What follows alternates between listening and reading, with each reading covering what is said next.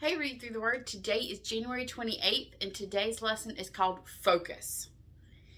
I think that's where I ended up with this. I named it 3 different things and kept, as I was writing, scratching through it, and that's where I ended up.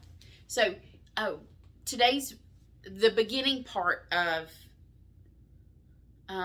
today's reading, I'll basically be sort of giving a synopsis of everything we read through today, and then go into some more detail with some things tomorrow as well, as far as our new friend, Elihu.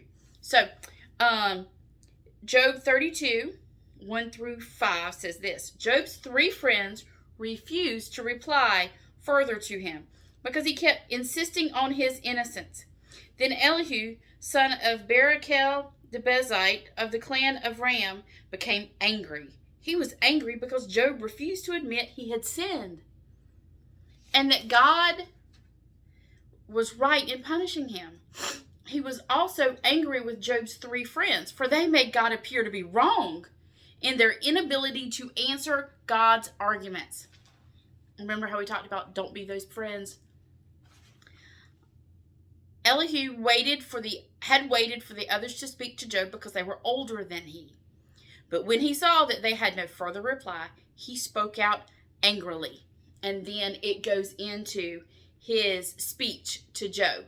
So I want to take a look at that today, because this is the last time anyone will speak to Job.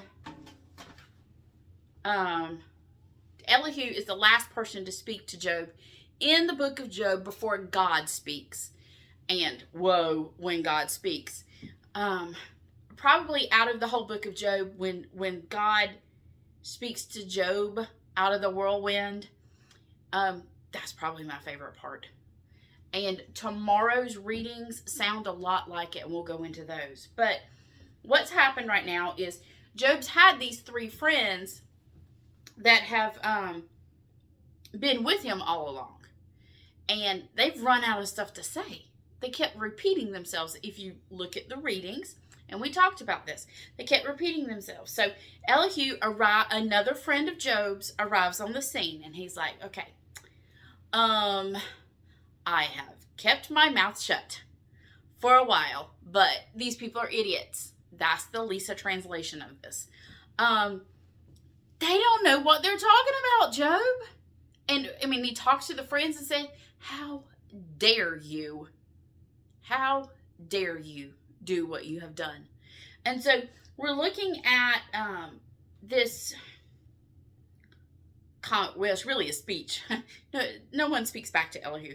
So as he goes through, he offers the longest speech to Job and will be the last friend to speak to Job. And he says, I've kept my mouth shut because I'm young, and y'all are older and wiser, but I've come to find that you might be older, but you're not wiser. So now it's time for me to speak. And so he does. So Job's 3 friends, Eliphaz, Bildad, and Zophar, he rebukes them and says, you've not been the right kind of friend to Job. You've not done what you should have. And so that's what he tells them. And it says specifically, he says, and he was angry with Job's friends because they made God appear to be wrong in their inability to answer Job's arguments. Anything that Job came up with, they answered wrongly. They didn't, they didn't know enough about God to answer right. They really didn't. And that's what Elihu rebukes them for. They didn't, and they could not give a good defense of God, explain who God is, and how their ideas of what was going on was wrong. It proves that you don't know who God is. Like, you can't do that. And once again, what is this with Job?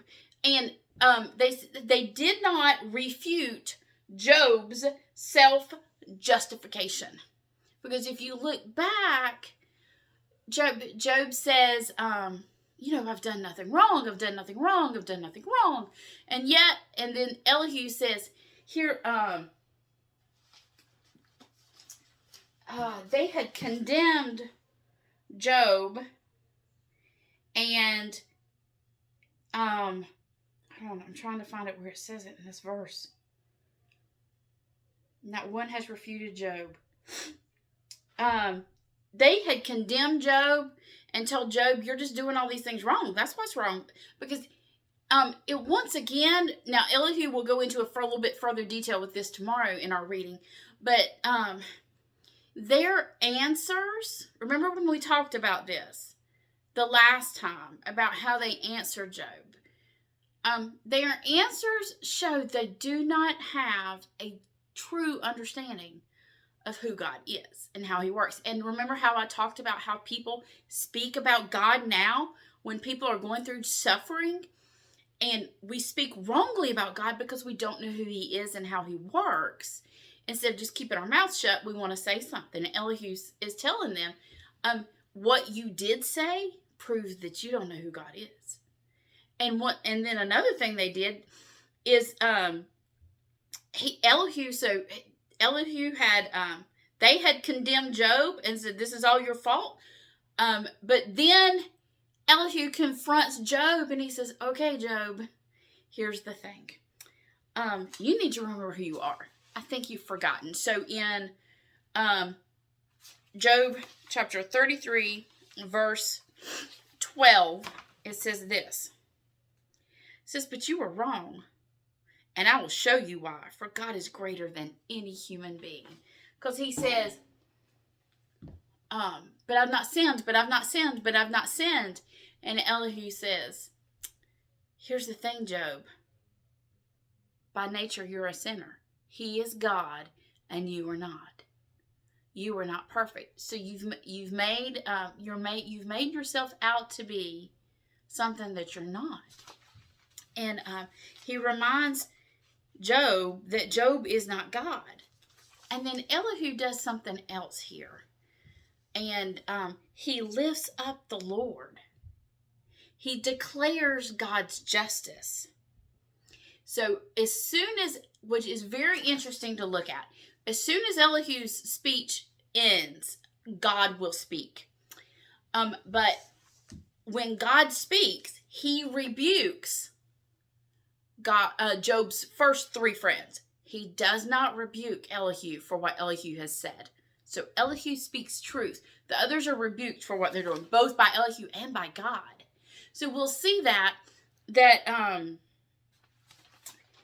so that's great, Lisa.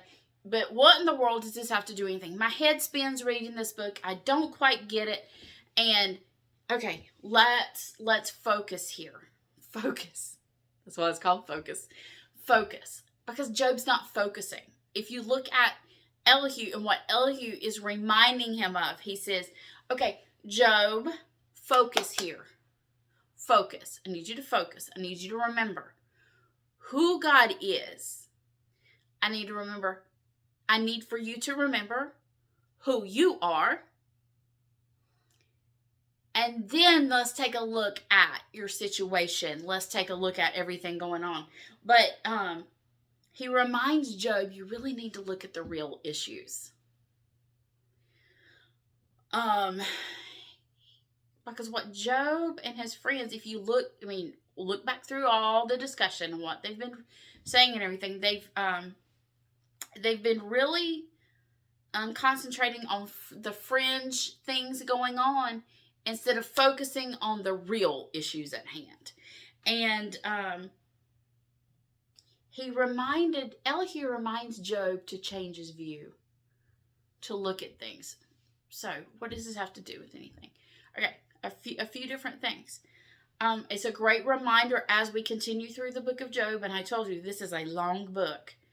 As we look through the book of Job and we focus on, this is not a story about the suffering of a man and what all he goes through.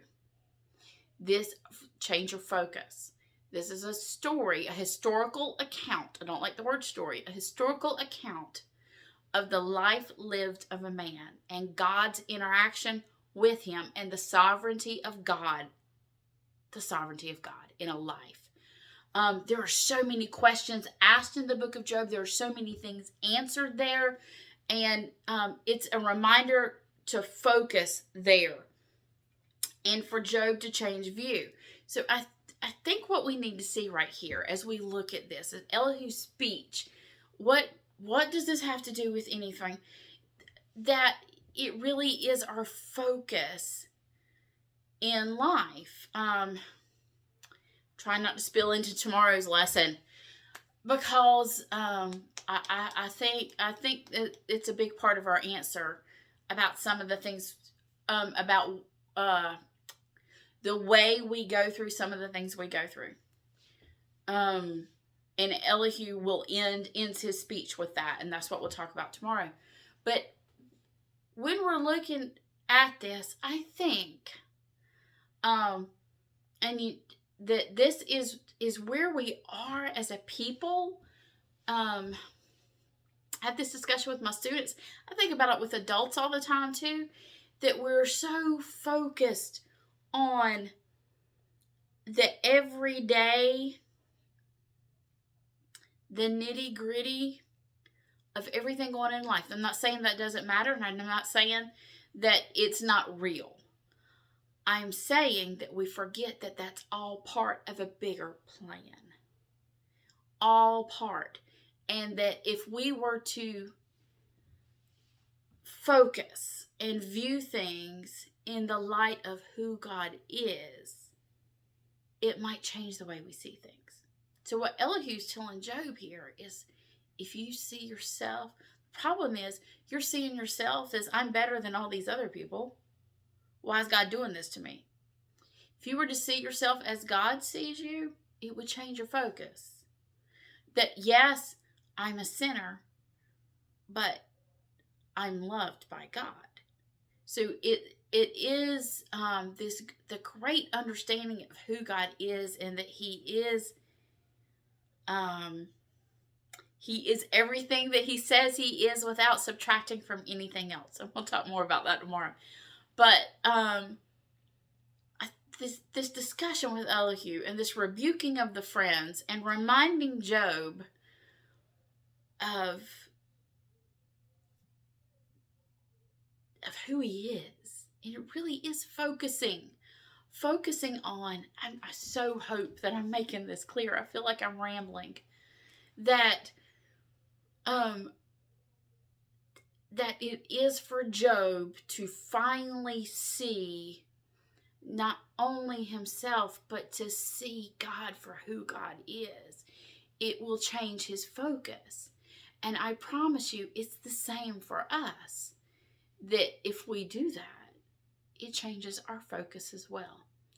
And we'll go into a little bit more of Elihu's speech tomorrow. So we'll see you next time on Read Through the Word.